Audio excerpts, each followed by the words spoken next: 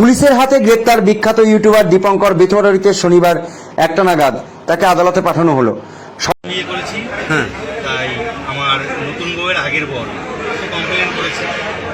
তো hey guys, কেমন আছো সবাই? তো আমরা জানি যে এখন বিশেষ কিছুদিন ধরে আমরা দেখতে পাচ্ছি যে যারা খারাপ কন্টেন্ট করছে, অশ্লীল ভিডিও পোস্ট করছে, তাদের নামে পুলিশ কেস হচ্ছে।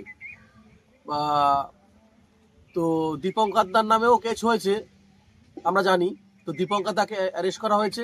এখন আমিও একটা কন্টেন্ট ক্রিয়েটার, সেও একটা কন্টেন্ট ক্রিয়েটার। এখন দীপঙ্করদা ভালো বা খারাপ আমরা কেউ জানি না। অ্যাকচুয়ালি যে নাটকটা চলছে এতদিন ধরে কেউ জানি না। তো আমি কারো সাপোর্টে যাব না, কিন্তু একটা কন্টেন্ট ক্রিয়েটার পুলিশের হাতে ধরা পড়লো, একটা খারাপ লাগে। সেও কাজ করে, আমিও কাজ করি, ঠিক আছে?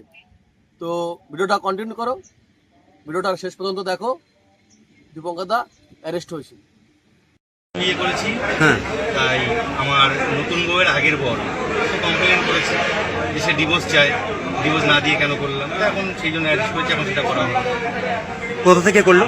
হ্যাঁ, কোথা থেকে অ্যারেস্ট করেছে আপনাকে? আমার বাড়ি থেকে। কোথায় বাড়ি? আমার বাড়ি বেথুয়ারি নদিয়া। কি নাম আপনার? আমার নাম দীপঙ্কর বিশ্বাস।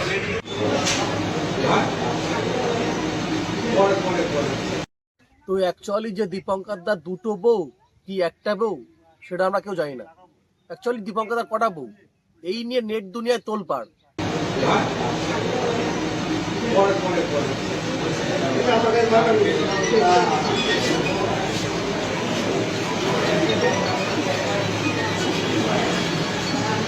পুলিশ কেন অ্যারেস্ট করলো দীপঙ্করকে?